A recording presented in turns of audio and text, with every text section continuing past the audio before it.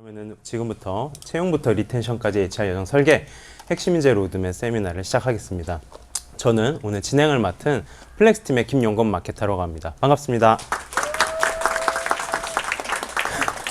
네, 오늘 이렇게 자리를 꽉 채워주셔서 저 되게 사실 감동했습니다. 이렇게 바쁜 시간에 특히 이렇게 오후 시간에 일정에 시간 내주셔서 와주셔서 정말 감사드리고요.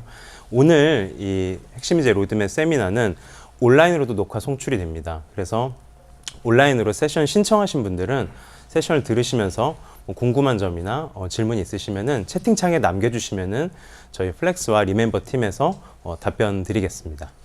자, 핵심 인재, 오늘 세미나에서 다룰 주제는 핵심 인재입니다. 핵심 인재라고 하시면은 오늘 이제 이 주제에 대해서 많이들 또 생각하시고 또 그동안 고민들도 갖고 계실 텐데요. 혹시 각자 생각하시는 것들이 좀 다르시겠지만은 핵심 인재라고 이제 한 줄로 혹시 정의하면 핵심 인재는 뭐라고 정의할 수 있을까요? 일단은 거칠게 좀 요약을 해보면은 두 가지 조건으로 나눠볼 수 있을 것 같아요. 첫 번째는 우리 회사에서 일하는 방식, 그리고 우리 회사의 문화, 즉 이제 핏에 적합한 사람인가? 그리고 두 번째는 지금 현재 성장 단계의 스테이지에서 우리가 기대하는 성과를 낼 수 있는 어떤 역량을 갖춘 사람인가? 이 두 가지로 좀 거칠게 정의를 해볼 수 있을 것 같습니다. 네, 과거와 달리 물론 과거에도 그렇고 지금도 그렇지만은 더더욱 핵심 인재를 이제 채용하고 함께 성장하는 것은 더더욱 어려워진 것 같습니다. 예전에 저희 이제 뭐 8, 90년대 특히 이런 공채가 활발하던 시절에서는 대부분 인적성이라든가 이 인재를 평가하고 선발하는 기준이 많이 표준화되어 있었어요. 그래서 거기에 맞춰서 이제 공채가 열리고 이제 합격을 하고 이렇게 회사를 운영하고 이랬는데 지금은 이제 그런 공채가 없어지고 각각 회사의 비즈니스 현황과 특성에 맞게 이제 우리한테 맞는 핵심 인재를 뽑는 것이 되게 중요해졌습니다. 그래서 더 핵심 인재를 만나서 채용하는 게 어떻게 보면 더 바늘구멍만큼 좀 성공 확률이 줄어들지 않고 있나 그렇게 생각할 수 있을 것 같아요. 또 이렇게 어렵게 합류한 핵심 인재가 이제 우리 회사에서 오랫동안 함께 우리가 기대한 만큼 서로 기대한 만큼 성과를 내면서 오래 근속을 해야지 회사의 어떤 장기적인 성장을 바라볼 수 있을 텐데 그런 리텐션적인 측면도 좀 어려워지고 있는 것이 사실입니다. 그래서 결국에는 핵심 인재를 관리한다고 했을 때 잘 채용하고 함께 성장하는 이 두 가지가 HR 사이클로 봤을 때 HR 여정 전반에서 되게 중요한 어떤 화두가 될 텐데요. 그렇다면은 오케이, 알았어. 핵심 인재 관리는 이 두 가지가 되게 중요하다고 알았는데 그러면은 우리는 잘 채용하고 함께 성장하려면은 어떤 방법들이 필요할까요? 네, 그래서 저희 플렉스와 저희 리멤버 팀이 만났습니다. 핵심 인재에 대한 이야기는 저희 각각 따로 할 수 있을 텐데 왜 우리 이 두 회사가 만났을까? 저희가 이제 한 9월쯤에 이제 만나서 이제 얘기를 할 기회가 있었는데 그때 사실 핵심 인재라는 게 잘 뽑는 걸로 끝나는 것도 아니고 또 들어온 다음에 또 잘 성장하고 성과를 만드는 이런 것들이 결국에는 회사의 전반적인 HR 여정과 다 연결이 되어 있는데 저희 두 회사라면은 요 HR 여정 전반에 대한 이야기에서 무언가 도움이 될 만한 이야기를 들려드릴 수 있지 않을까 그렇게 생각을 해서 오늘 이 자리를 마련하게 되었습니다. 네, 이제 곧 본 세션이 시작될 텐데요. 오늘 이 자리를 통해서 이제 4분기 그리고 다가오는 2025년에 인재에 대한 또 채용에 대한 성장에 대한 고민들을 조금이나마 어떻게 해결할 수 있을지 팁을 얻어가신 자리가 되셨으면 좋겠습니다. 네, 오늘 이렇게 파트 1, 2, 3 이제 첫 파트는 채용부터 리텐션까지 성공으로 이끄는 본질로 @홈의 헤드 오브 HR 강구현 님께서 나와서 발표해 주시겠습니다. 네, 박수 부탁드립니다.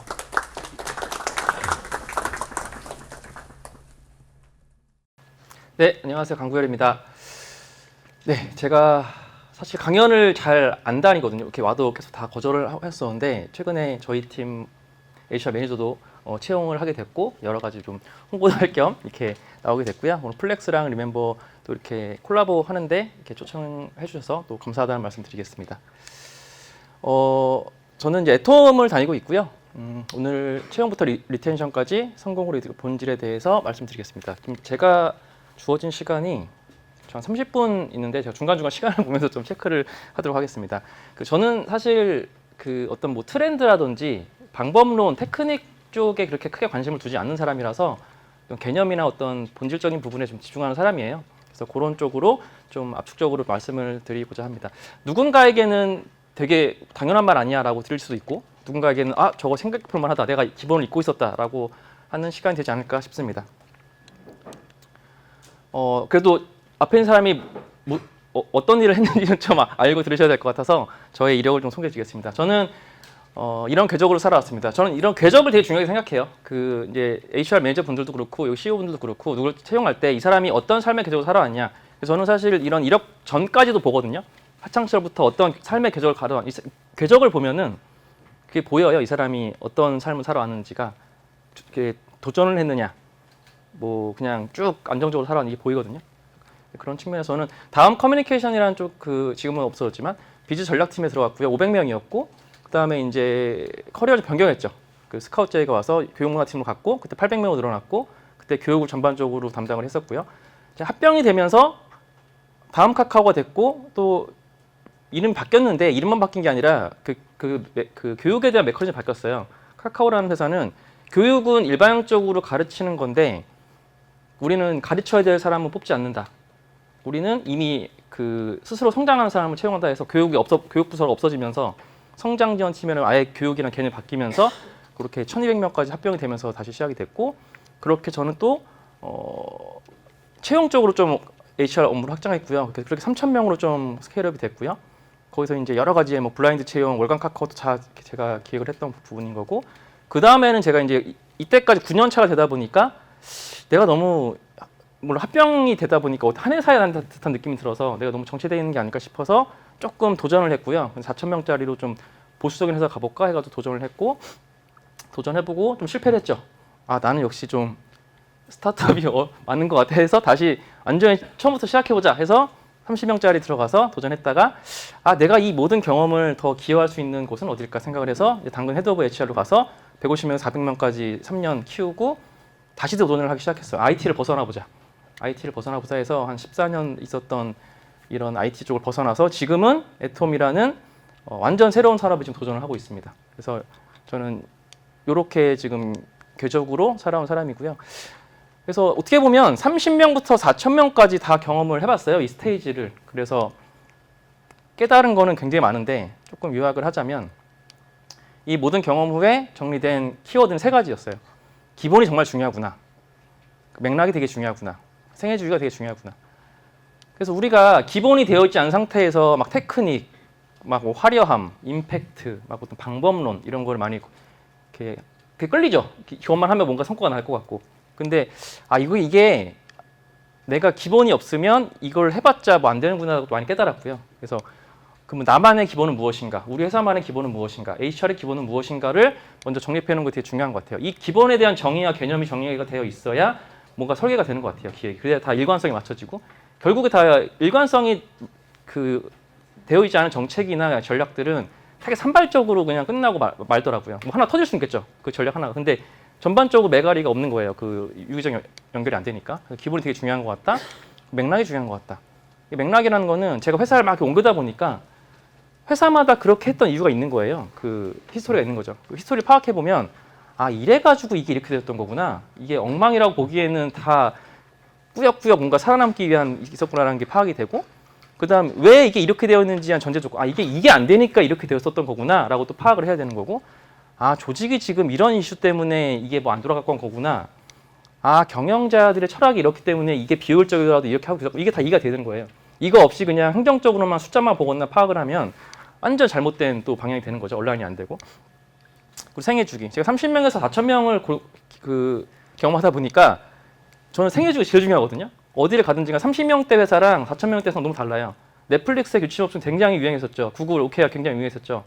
그들은 수만 명일 때 그게 통한 거예요. 근데 지금 50명, 100명, 200명, 300명짜리 회사가 그거를 도입한다고 하는데 안 돌아간다는 거죠. 그래서 이 생애주기가 되게 중요해요. 그러면 우리가 벤치마킹 해야 될 거는 수만 명짜리 넷플릭스가 아니라 넷플릭스가 100명일 때를 찾아봐야 되는 거예요. 그때는 그들은 어떤 시행착오를 겪었고 어떤 거 도입했을까. 이 실패를 거쳐나가면서 그 규칙 없이 나온 건데 규칙이 있어야 될 시점에 지금 규칙 없음을 도력하면 당연히 그 회사는 돌아가지 않겠죠. 그래서 생애주기가 되게 중요하다. 현재 단계를 체크할 수 있어야 되고 회사 상태와 역량을 체크할 수 있어야 되고 그리고 그 어떤 전략을 수행할 때 인재들이 받쳐줄 수 있느냐도 체크를 해봐야 되겠죠. 이런 거 없는 상태에서 막 무슨 테크닉 뭐 하고 뭐 저 회사에서 저거 한다는데 저 정책을 도입하고 우리도 저거 해보고 이거는 할 수는 있겠지만 성과가 안 난다. 그만 성과가 안 나면 또 담당자 탓을 하겠죠. 이건 뭐 우리 역량이 부족해서 저쪽 사람 데리고 오면 되지 않을까? 전혀 안 돌아간다. 그래서 오늘 말씀드린 것도 이런 측면에서 좀 기본에 대해서 우리가 생각을 해보자라고 보시면 될 것 같습니다. 일단 제가 왔으니까 제가 어떤 회사를 다니는지 소개를 좀 해야겠습니다. 이런 회사도 있어요. 저는 애톰이라는 회사에 도전을 했고요. 크게 두 가지 브랜드를 좀 소개시켜드리면 1인 가구 굉장히 많아졌죠. 1인 가구 굉장히 많아졌는데 저도 1인 가구지만은 1인 가구에 적합한 가전이 없어요. 다 대형 가구예요. 엄청 커요. 불필요해요. 그러다 보니까 작은 가전을 하려고 하니까 작은 가전은 되게 이름 없는 회사들이 많고 불량품도 많고 AS도 안 돼요. 그래서 와 1인 가구가 굉장히 많은 사회 구조인데 왜 이게 없지? 해서 만들어진 게 미닉스입니다. 하나의 문제를 위한 하나의 브랜드. 1인 가구를 타겟한 가전 브랜드고요. 저희 수명 연장됐죠. 지금 이제 저희 부모님 세대처럼 평생 걸로 없죠. 그리고 피부 관리 굉장히 예민해졌죠. 뭔가 자존감에도 영향을 주고 슬로우 에이징, 저속 노화도 되게 관심 가져지고 하지만 여전히 저희 피부과 비싸죠. 에스테틱 비싸죠. 그리고 가려고 하면 시간 내서 가야 되죠. 예약해야 되죠. 1시간 이상 걸리죠. 이거를 줄여주는 게 톰이라는 브랜드입니다. 10분의 1 가격으로 피부과 수준의 피부 관리가 가능한 프리미엄 홈 에스테틱 브랜드. 저도 써봤는데 깜짝 놀랐어요. 저도 피부가 안 좋아서 남자치고 한 1,000만 원 이상 투여했던 사람인데 이거 써보니까 즉각 효과가 나길래 이거 특이한 제품이다 라고 했던 경험이 있습니다. 매출적으로는 이 미닉스라는 음식물 처리기가 6개월 만에 1위 달성했어요. 쫙 올라가죠. 177억. 엄청난 매출 성장이 일어나고 있고요. 톰도 올해 출시됐는데 쫙 지금 26억까지 올라갔고 CJ 온스타일, TV홈 쇼핑 매진 됐습니다. 매출 엄청나게 올라가고 있죠. 애톰 전체적으로도 지금 투자 안 받았어요. 저는 IT 기업에 있으면서 투자 받는 것만 되게 익숙하거든요. 투자 없이 지금 연매출 1,200억 달성 예상되고 있습니다. 그래서 굉장히 폭발적으로 성장한 회사고 저는 항상 제이커브를 그리는 회사만 가고 있습니다. 이렇게 회사 자랑을 좀 해봤고요. 네. 회사 자랑한 이유가 있습니다. 뒤에 설명드릴게요. 예, 그래서 본격적으로 채용의 기본에 대해서 좀 설명을 드리도록 하겠습니다. 채용 시작하기 전에 준비 단계예요. 아까 말씀 주셨죠. 핵심 인재란 무엇인가? 그럼 우리가 채용할 때 핵심 인재가 아니라도 똑같아요. 기본은. 누구를 뽑아야 되는지, 왜 필요하지, 이 역할이? 그게 뭐 핵심 포지션일 수도 있어요. 제가 생각하는 핵심 인재는 지금 비즈니스 성과를 급격하게 올릴 수 있는 가장 중요한 포지션이에요. 핵심 인재는. 그 포지션에 수행할 수 있는 역량이 있는, 가치 있고 희소성 있는 사람이 있느냐. 그게 핵심 인재 포지션인 거겠죠. 그럼 어떤 역할이 필요한가를 우리가 정의를 해야 되겠죠. 이게 가장 중요한 거예요. 왜 뽑아야 되는 거지? 왜 채용해야 되는 거지? 왜 필요한 거야? 이게 꼭 필요해? 지금 필요해? 어느 정도의 역량이 필요해? 어느 정도의 성과를 내야 돼? 지금 어느 시기에 이게 들어가야 돼? 다 정의됐을 때, 이거 진짜 필요하다. 정의가 돼야 되겠죠. 예를 들어서 저 HR 예로 들면은 저 지금 사람 채용하고 있다고 했죠. 근데 이게 팩트는 아니지만 평가부상을 메인 담당해줄 뛰어난 사람이 필요해. 지금 평가부상을 좀 할 수 있는 사람이 필요한 것 같아. 기획이든 운영이든. 그런데 팀 주니어들까지 관리가 좀 할 수 있는 그런 노하우가 있었으면 좋겠어. 경험이 있었으면 좋겠어. 그리고 팀장과 함께 HR 전반을 이끌 수 있는 파트너 정도의 역량이 있었으면 좋겠어. 이게 역할이에요. 이런 역할을 수사나 필요하구나. 두 번째, 그러면 그 역할을 할 때는 어떤 역량과 태도가 필요하지도 또 정의를 해봐야 되는 거예요.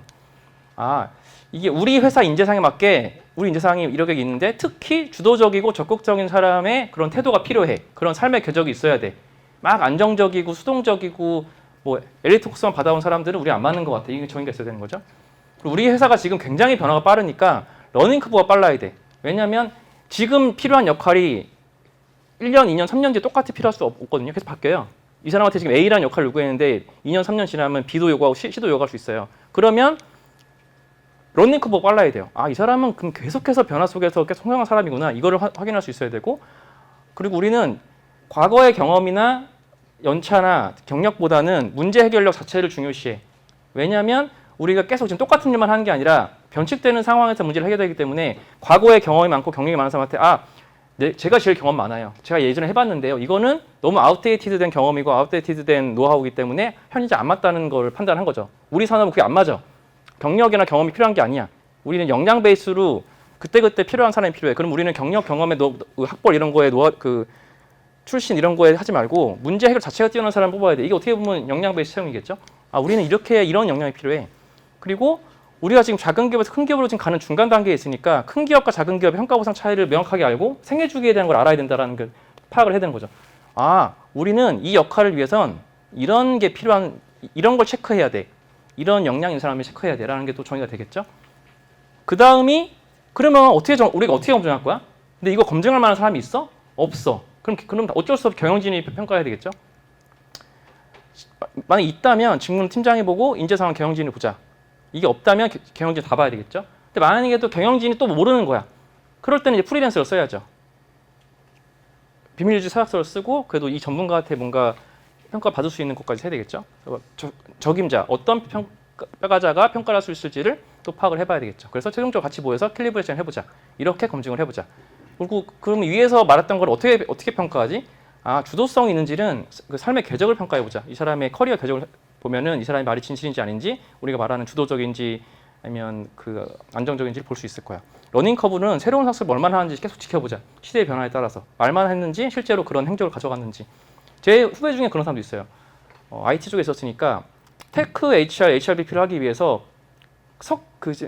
이 친구가 환경 쪽 대학원까지 갔었는데 컴공에서 뭐 개발자 IT 쪽에서 HR을 잘하기 위해서 컴공 석사를 가더라고요. 그 정도로 간다는 거는 이게 엄청난 러닝 커브를 보여준다는 거죠. 그리고 또 제 지인은 HR인데 마케팅 부서에서 그 현업을 모르셔서 그런 거 막 이런 얘기를 들으니까 이분이 열이 받아가지고 마케팅 쪽으로 트랜스퍼를 했어요. 내가 가서 다 부셔놓고 다시 올 거야 라고 해가지고 마케팅 부서에 가서 한 2년도 있다 다시 HR로 돌아오시는 분도 계세요. 그러니까 그런 걸 보면은 이 친구는 진짜 러닝 커브 엄청나다 라고 판단할 수 있겠죠. 문제 해결력은 케이스 스터디를 한번 물어보자. 즉석에서 주고 이 사람이 얼마나 빠르게 그 로지컬하게 문제를 해결하는지 확인하고 큰 기업과 작은 기업의 차이는 이력 보자. 이 사람이 정말 그런 경험을 했는지. 이런 식으로 평가를 해보자라고 또 짤 수가 있겠죠. 그래서 이런 검증력에 대한 부분도 설계를 다 해야 되는 거죠. 가장 기본, 어떻게 보면 당연한 건데 실제로 우리 회사는 이렇게 하고 있나 해보면 또 이렇게까지 생각을 안 했던 것 같은데라는 게 또 많을 거예요. 기본에 대해서는. 마지막은 채용할 수 있는 자원은 충분한가. 이거는 이렇게 설계는 다 해놨는데 이렇게 우리가 할 수 있을 만큼의 역량이나 자원이 있는가예요. 이거를 설계할 수 있는 사람 HR 담당자가 있나? 설계는 했어. 운영할 수 있는 자원은 충분한가? 인력, 비용?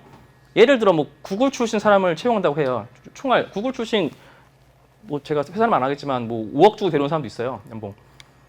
근데 우리가 5억 줄 수 있어요? 우리 회사에서? 없으면 사실 그렇게 데려올 수가 없는 거잖아요. 그럼 우리가 어느 정도의 총알까지 가능한지에 대해서도 미리 예상을 해봐야 되고 우리가 이 직무에 여기까지는 배팅할 수 있어. 근데 이 직무에 배팅할 수 있다는 거는 리드급 혹은 이 정도까지의 기술력이나 우리가 인정을 해야 돼. 이걸 예상을 해놔야 돼요. 그렇지 않고 막 우후죽순 찔러보고 얘기를 해봤는데 안 되면 서로 시간 낭비예요. 예, 그런 부분 총알이 사용 가능한가? 뛰어난 인재를 받을 준비가 돼요. 이것도 되게 중요한데 뛰어난 인재를 와서 뛰어난 인재가 막 활동을 해야 되잖아요. 활동을 못하게 만드는 환경이면 사실 데려와도 조기 이탈돼요. 인재 밀도가 너무 낮아서 이 사람만 데리고 왔을 때 못 따라가는 거예요. 그러니까 저기 축구 못하는 나라에 메시가 혼자 간들 뭐 안 돌아가잖아요. 그런 것들. 이 체계나 팀원들의 상태, 그 주변의 리더십 서클은 또 어떻게 되어 있나? 이 일하는 원칙은 어떻게 되어 있나? 예를 들어 정말 시스테믹하게 일하는 사람이 들어왔는데 회사 전체가 경영진으로 시스테믹하게 일을 안 해요. 막 계속 직관적으로만 해요. 안 바뀌어요. 그러면 이 사람이 버틸 수 있겠냐고요. 못 버틴다는 거죠. 그래서 나는 정말 이 사람에게 믿고 맡기고 이 사람에게 어떤 힘을 실어주고 이 사람 중심대로 이 팀을 꾸릴 준비가 되어 있고 지지를 할 수 있느냐를 다 준비해놓고 가야 된다는 거죠. 이거 없는 상태에서는 다 무너진다.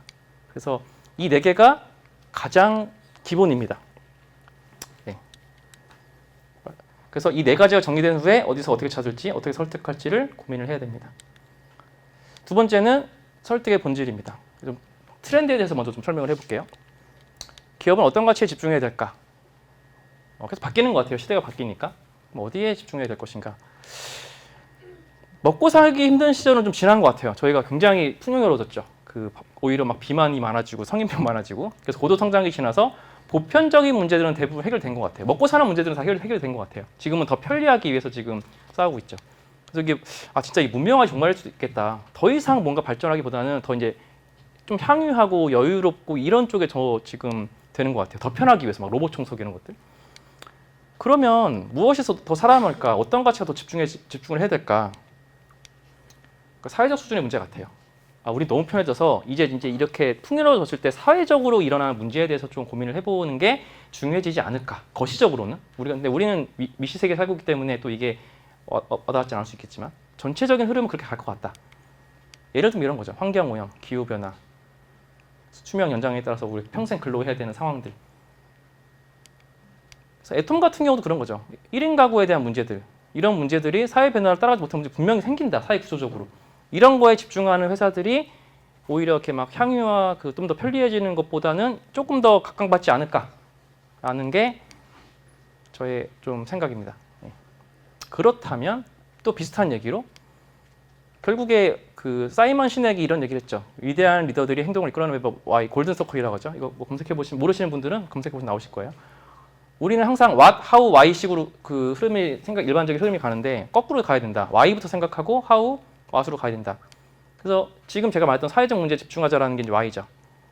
그래서 목적을 먼저 얘기하고 그 다음 어떻게 무엇을 할지에 대해서 말할 때 조금 더 이제 동기부여가 되고 에너지가 난다라는 이론입니다.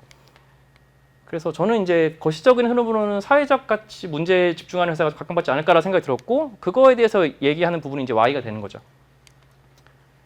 그래서 애톰 같은 경우는 미션은 사람들이 생활에서 충분한 만족과 기쁨을 누릴 수 있도록 한다. 그러니까 사람들이 생활에 행복을 제공한다라는 미션이 있고 생활 속 숨겨진 문제를 해결한다라는 게 비전입니다. 이게 Y를 계속 얘기하는 거예요. 그렇다면 이걸 또 적용하면 그럼 우리 회사도 핵심 인재한테 어필할 때 우리의 좀 미션이랑 비전을 하고 좀 어필을 하면 되나 보다라고 생각할 수 있죠. 맞죠? 그래서 목적 중심으로 가보자. Y에 대해서 얘기해보자. 우리의 이유와 목적, 미션, 비전, 철학, 가치관에 대해서 얘기해보자. 라고 얘기가 되겠죠. 그럼 how는 뭐냐? 그럼 우리의 일하는 방식이나 문화나 시스템이나 구조나 방법, 과정에 대해서 얘기하자. 제가 애톰 소개할 때는 how에 대해서는 얘기 안 했어요. how는 이제 뭐 따로 얘기는 하지 않았습니다. what, 보상이나 권한, 사람, 복지, 결과, 제품, 서비스에 대해서 얘기해보자. 이거에 집중하라고 하는데 과연 그럴까라도 한번 고민해 볼 필요가 있어요. 거시적으로는 Y에 집중하라고 사이먼 시넥도 Y에 집중하라고 하는데 현실적으로 보면은 이것만 어필하면 조금 더 파워풀할까? 뭐 맞는 말 같기도 해요. 근본적인 목적으로 하니까 좀 더 본질에 다가가지 않을까? 그런데 이제 이런 생각이 들어요. 신념이죠. 그러니까 Y가 중요해. 나는 이러기 위해 태어났어. 중요하죠. 근데 신념은 자신이 세운 어떤 의지치 같아요. 생각의 가치, 의지치 중요하죠. 나의 의지치에 계속해서 부합하는 얘기가 들어오면 끌릴 수 있죠. 근데 욕망은 이게 더 본능에 가까울 것 같아요. 신념은 이렇게 생각하지만 계속 무의식적으로 끌리는 건 다른 거예요. 근데 나는 이성적으로 뭔가 신념을 가지고 이렇게 살고 싶은 거죠. 그러면 신념에 어필하는 게 좋을 것인가, 욕망에 어필하는 게 좋을 것인가? 이거는 좀 고민해 볼 필요가 있을 거였어요. 그래서 Y와 How와 What 중에 진짜 욕망은 무엇일까를 고민해서 터치하는 게 설득의 본질이고 저는 세일즈의 핵심인 것 같아요. 진짜 욕망은 무엇일까? 그래서 상대방의 말을 믿지 말아야 된다고 생각해요. 인터뷰를 볼 때나 코피챗을 할 때 이렇게 입어보면 서로 잘 보이기 위해서 신념을 얘기해요. 저는 이런 사람이에요. 저는 돈이 중요하지 않아요. 근데 그 짧은 시간에 그 말만 들으면 이 사람은 돈이 중요하지 않나 보다 이렇게 생각할 수 있는데 그게 아닐 수 있다는 거죠. 그건 그 사람이 그냥 말하고 싶은 신념일 수 있어요. 근데 막 이런 삶의 궤적을 뜯어보고 왜 그렇게 판단을 했는지 묻다 보면은 이 사람은 돈이 중요하지 않은 사람이 아닌데 계속 돈을 보고 안정적인 돈을 보고 간 사람이 궤적인 거예요. 그럼 이 사람의 신념은 A지만 이 사람의 욕망은 B인 거예요. 그럼 B를 어필해야 이 사람을 끌어올 수 있다는 거죠. 그래서 상대방의 과거를 잘 파악하고 분석해야 됩니다. 근데 이거는 비단 그 채용에만은 아닌 것 같아요. 그냥 그 회사 생활할 때 그냥 상대방의 말을 믿지 말고 상대방의 행동을 믿어야 돼요. 나조차도 저는 건강이 제일 중요해요. 건강이 제일 중요한 삶을 하는데 내가 맨날 피곤해서 운동 안 해. 그럼 신념은 운동인데 나는 그냥 편하게 잠자는 게 좋은 사람이에요. 그 욕망이 있는 거예요. 그러면 더 잘 자는 방법, 무슨 태아닌 같은 영양제 파는 게 더 잘 산다는 거죠. 그 사람은 운동기구 파는 것보다. 그래서 나조차도 말을 믿지 말고 나의 행동을 믿어라. 이게 욕망의 본질인 것 같습니다. 그래서 저희가 사람을 대할 때 리텐션을 하든 커피챗을 하든 인터뷰를 하든 이 사람이 Y의 욕망이 있는지 How의 욕망이 있는지 What의 욕망이 있는지를 분석하면 돼요. 그래서 이 사람은 진짜 미셔너블한 사람이구나. 이 사람은 정말 어떤 결과보다는 지금 이 순간에서 이렇게 일하고 이런 환경에서 있는 걸 좋아하는 사람이구나. 이 사람은 정말 어떤 결과, 성취 혹은 보상, 그 어떤 보여지는 것들이 굉장히 또 중요한 사람이 이걸 한다면 Y만 중요한 건 아닌 것 같다. Y만 중요한 건 아니었다 좀 생각이 들었고요. 이 중에 그 사람이 원하는 거를 찔러주는 게 핵심이 아닐까라는 생각이 듭니다. 세 번째, 리텐션의 핵심입니다. 근데 리텐션은 되게 저는 단순한 것 같아요. 기본을 지키고 본질을 지키면 리텐션이 된다고 생각을 합니다. 리텐션은 결국 기본을 지키고 지속적으로 욕망을 파악하여 채워주는 것. 이것도 중요해요. 지속적으로. 아까 핵심 인재 말씀하셨잖아요. 핵심 인재가 영원한 핵심 인재일까? 저는 아니라고 생각을 합니다. 핵심 인재도 1년 지나면은 F급 인재로 바뀔 수도 있어요. 그럼 저도 경험을 해봤는데 이 회사에서 되게 B급, C급 대우를 받던 분이 어느 회사 가서 완전 그 막 슈퍼 인재로 막 그 하시는 분도 받고 이 회사에서 인터뷰에서 떨어지신 분이 어느 회사 CTO로 가는 것도 봤고요. 이 회사에서 저성과 인재로 나가신 분이 저 회사에서 거의 회사를 먹여 살리는 임원까지 갔다는 것도 봤어요. 그러니까 이런 거 보면은 핵심 인재라는 건 회사마다 다르고 그 시기가 지나면 또 핵심 인재였다가 그냥 또 이렇게 방출되는 경우도 있어요. 그게 아까 생애 주기에 따라서 필요한 인재는 정말 달라요. 초기에 맞는 우수 인재가 있고 조금 그 고속 성장에 필요한 인재가 있고 이제 고속 성장이 끝난 다음에 유지 보수할 때 또 필요한 인재들이 있어요. CEO도 마찬가지고. 그래서 항상 우리 바뀌기 때문에 그때 기본을 찾고 지속적으로 이 사람의 욕망이 어떻게 바뀌었는지를 찾아가는 게 되게 리텐션의 핵심이다. 그래서 리텐션 방법론보다는 그 시점을 잘 찾아가는 게 저는 되게 핵심이지 않을까라는 생각이 듭니다. 그래서 다시 기본을 돌아가 보면 그럼 어떤 기본을 지키는 게 리텐션인가? 어떤 역할이 필요한가? 이 사람한테 주어진 역할을 약속한 역할을 지금 주고 있는가? 채용할 때는 당신 A 역할 할 수 있어요 했는데 B 역할을 줬어요. 그러면 이 친구는 동기부여 될까요? 안 되죠. 취업 사기로 하겠죠. 야, 나 A 시키더니 왜 갑자기 B를 시키더니 나를 이렇게 만들지? 그리고 못한다고 계속 뭐라고 해요. 평가가. 그러면 당연히 리텐션이 안 되겠죠. 이게 약속을 지키지 않은 거죠. 역량과 태도. 그때는 이런 역량 태도라고 뭐라고 하더니 1년도 안 돼가지고 나한테 다른 거를 막 욕하면서 부족해요 라고 얘기하면 또 이것도 당연히 리텐션이 안 되겠죠. 너무 회사 입장인 거죠. 검증. 내가 그 당시 때 검증했던 게 맞았는가도 또 한번 판단해야 되죠. 우리가 필요했던 인재가 맞는 것인가. 우리가 원했던 필요했던 인재가 맞는데 내가 잘못한 것인지 아니면 그때 잘못 평가했구나 하는 것도 그 회고를 해봐야 된다는 거죠. 그리고 채용할 수 있는 자원. 적합한 자원을 주었는가. 이 사람은 예를 들어 시장가 희망 쪽이 다 1억이었는데 5천을 주고 어떻게 해가지고 막 억지로 데려왔는데 그럼 그 사람은 얼마나 동기 저하 되겠어요. 그리고 약속했던 역할이나 권한도 안 주고 환경도 되게 안 좋아요. 그러니까 자원이 충분하지 않은 상태로 데리고 왔을 때 이 사람은 그 말로 들었을 때랑 실제 현사랑 너무 현실은 너무 다른 거죠. 그럼 당연히 동기 저하 되겠죠. 그래서 요 기본을 가지고 우리가 이것만 약속만 지켜줘도 기본적인 리텐션 50% 이상 간다는 거죠. 그래도 내가 다 들었던 거고 약속을 했던 거니까. 근데 이거 자체가 안 된 상태에서 입사가 되면은 취업 사기라는 얘기가 듣고 좀 와보니까 실망스러워 하면서 이제 서로 신뢰관계가 깨지는 거겠죠.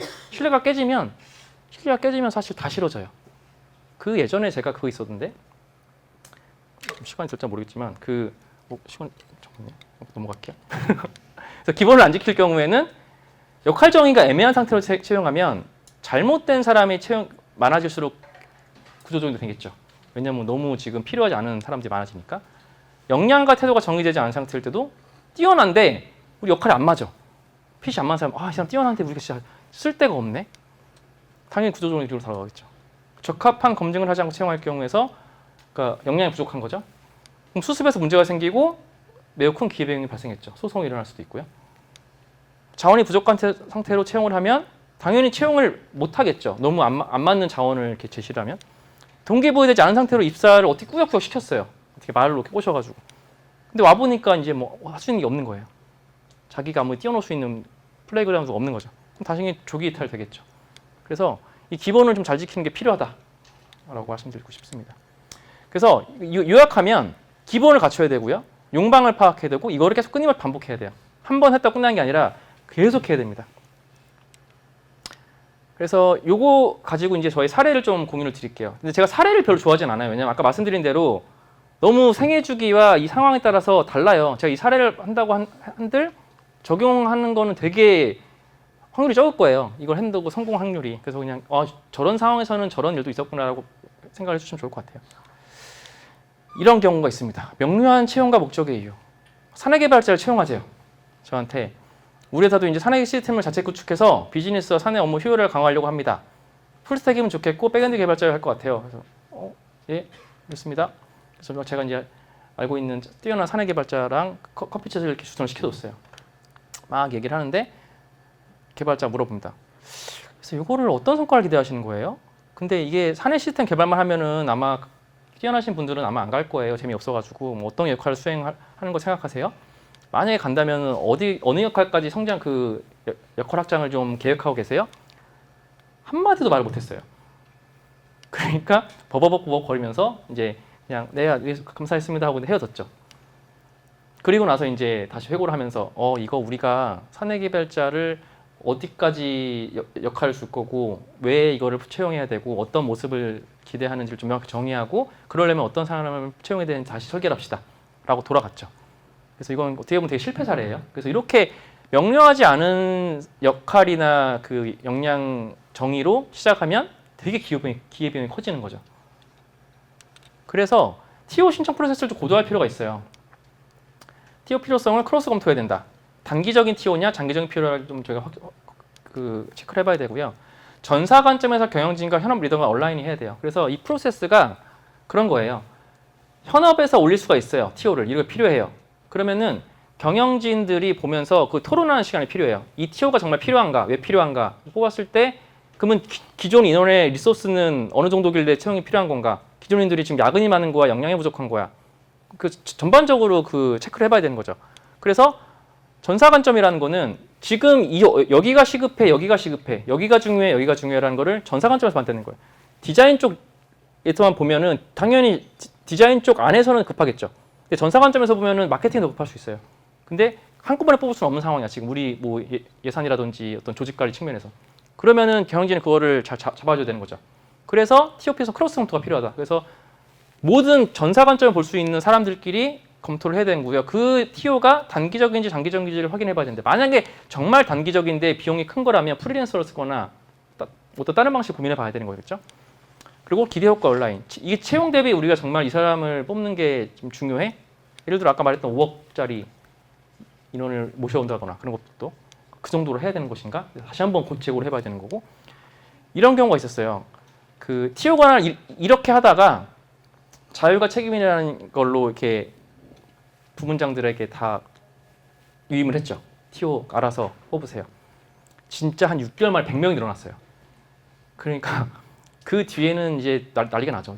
왜 이렇게까지 사람이 많아져서 막 구조조정 얘기도 나오고 그러니까 이런 것들이 이 크로스 검토를 하지 않으면 자기 조직 입장에서는 필요한 TO니까 막 올리기 시작하는 거예요. 근데 전사 관점에서는 굉장히 뒤에 밀리는 우선순위가 낮은 TO인데도 불구하고 넘어갈 수 있다는 거죠. 두 번째, 욕망과 일치성을 검증하는 방법은 저는 이런 질문을 많이 해요.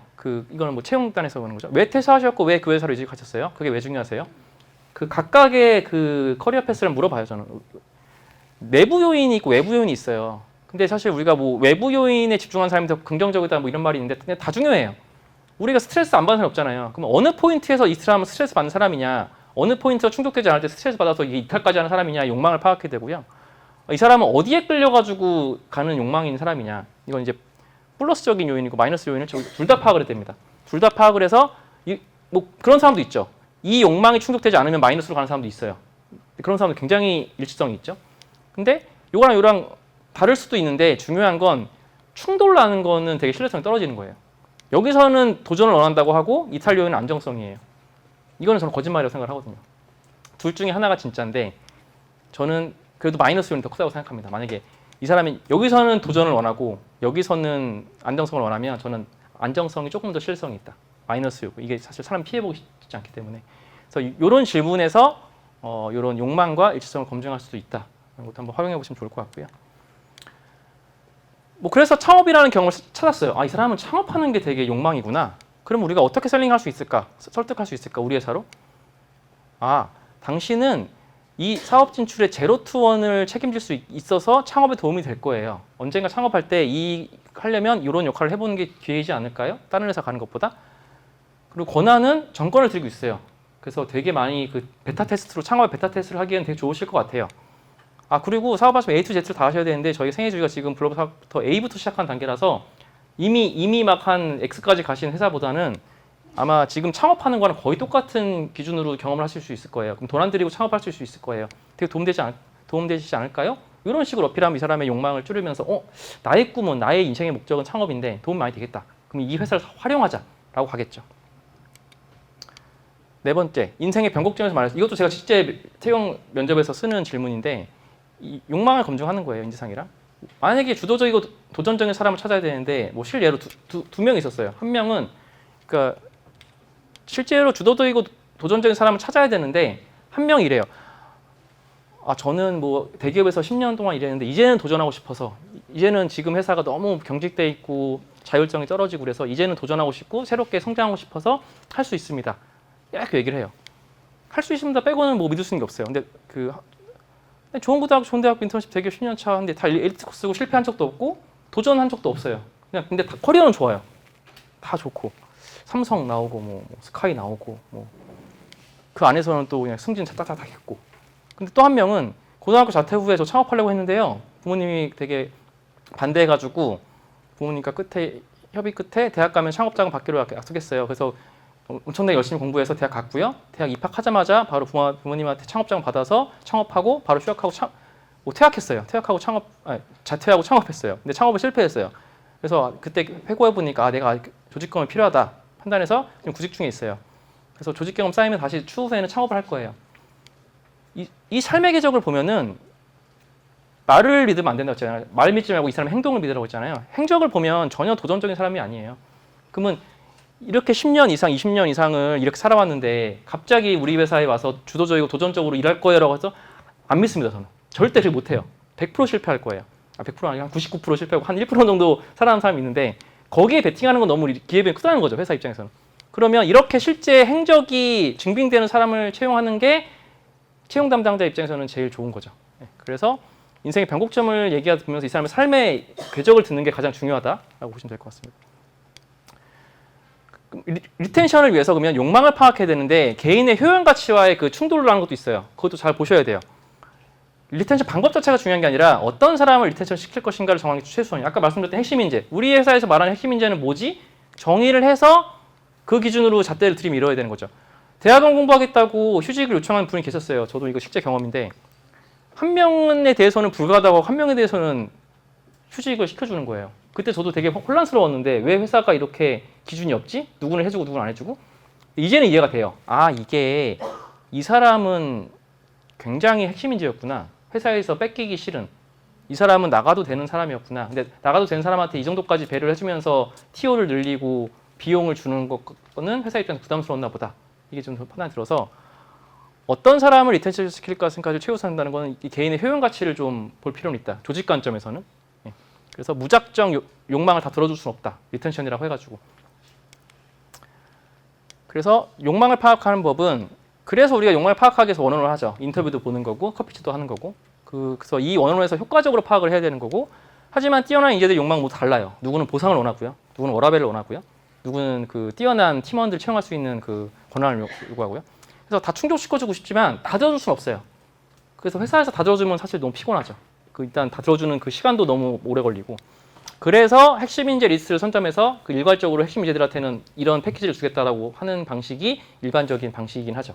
근데 이것도 생애 주기에 따라서 굉장히 좀 다른 방식으로 들어가죠.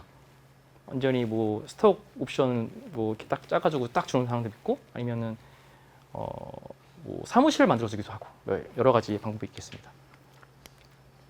네, 여기까지 제가 사례를 말씀드렸고요.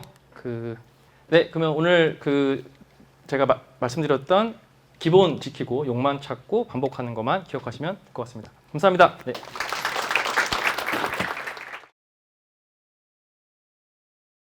아유, 안녕하세요. 네, 안녕하세요. 좀 시간이 많이 길어져가지고, 네, 일단 저희 오늘 플렉스팀 홈그라운드 찾아주셔서 정말 감사합니다. 네. 저는 원래 얘기해주신 시간이 25분 정도고요. 조금 길어질 수도 있겠지만 최대한 30분 안에 좀 콤팩트 있게 좀 얘기를 전달해 보려고 하고요. 제가 좀 진행하고 싶은 주제는 팀 성과를 극대화하는 핵심 인재 관리 전략 거창한데 사실은 채용도 중요한데 저희가 결국에는 채용해서 모신 분들이 조직의 성과에 어떻게 기여할 수 있고 그래서 우리 회사가 어떻게 성장할 수 있느냐 결국에는 채용이 성장을 하기 위한 첫 번째 퍼널이기 때문에 그 전반적인 부분에서 특히 다 다루면 좋겠지만 너무 방대해서 온보딩 부분 그래서 문화적인 우리 HR팀이나 회사 차원에서 준비하실 수 있는 온보딩 그리고 우리 직무 쪽에서 준비하실 수 있는 잡 온보딩 이 두 개의 조금 더 프랙티컬한 사례랑 그 다음에 전반적으로 또 저희 HR 파트너가 어떤 일을 하는지 플렉스는 어떤 일을 하는지 이런 것들 위주로 간단하게 소개해 드리려고 합니다. 네, 아마 온보딩이 중요한 이유는 다 아실 건데 간단하게 제가 제 소개 한마디만 할게요. 저는 플렉스 팀에서 HR 파트너스라는 팀에 있고요.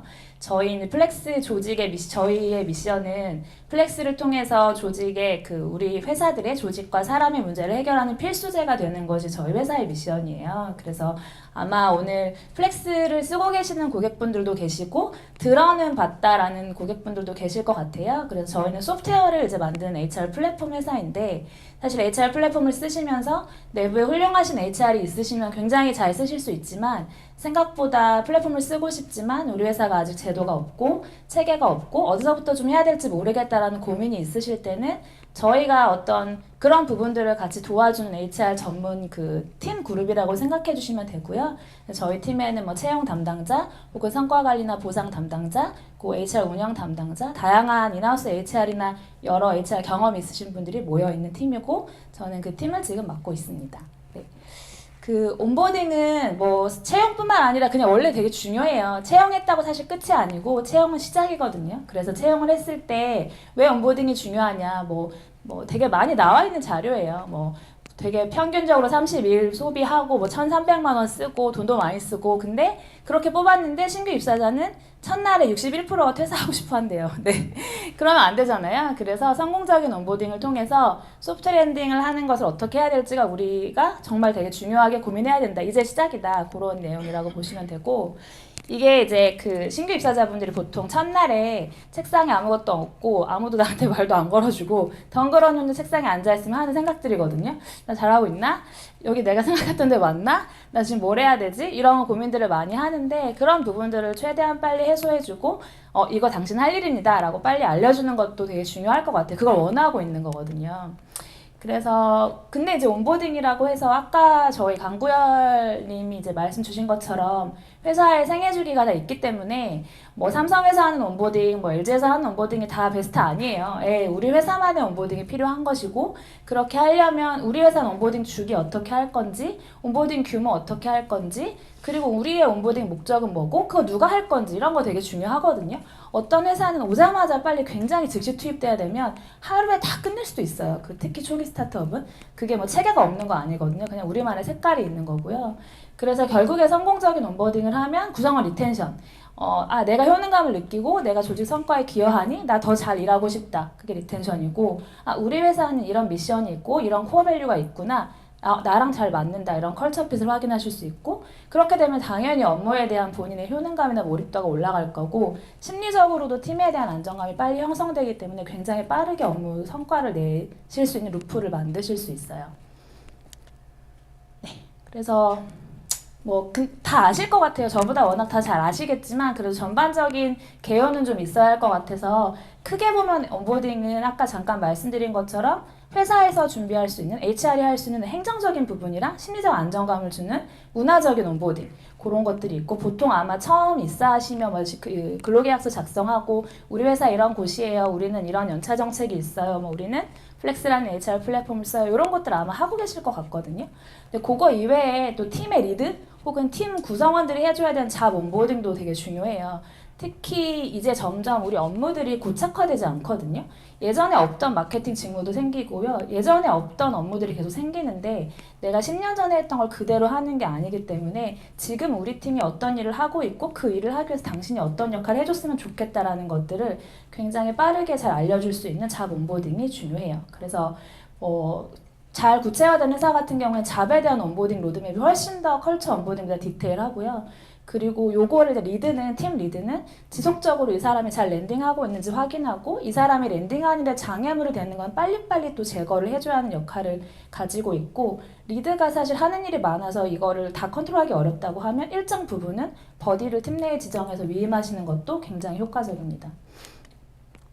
네, 뭐 패키지예요. 딱 왔을 때 아까 그 덩그러니 있고 책상 막 안 닦여 있고 그러면 사실 우리 사람인지라 섭섭하거든요. 네, 그렇게 채용할 때는 와달라고 하더니 왔는데 책상에 막 그때 막 모니터 해주고 있고 이러면 기분이 좋진 않잖아요. 근데 그 저희 고객사인 샌드박스랑 저희 고객사인 와디즈의 그 웰컴 패키지를 그냥 한번 이미지로 가지고 와봤고 웰컴 패키지가 예쁘고 화려할 필요도 사실 없습니다. 예쁘고 화려하면 좋겠지만 저는 스토리가 더 중요한 것 같아요. 너가 회사에서 많이 쓸 것, 뭐 우리는 뭐 너의 노고를 인정하는 슬리퍼, 막 그런 것도 괜찮거든요.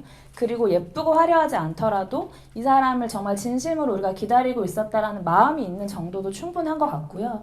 뭐 최근에는 뭐 손편지까지는 아니지만 어떤 CEO 메시지로 뭐 우리의 여정에 합류한 것을 환영한다. 뭐 우리는 지금 시대를 혁신하고 있다. 이런 좀 웅장한 메시지랑 같이 그렇게 하시는 경우들도 있고요.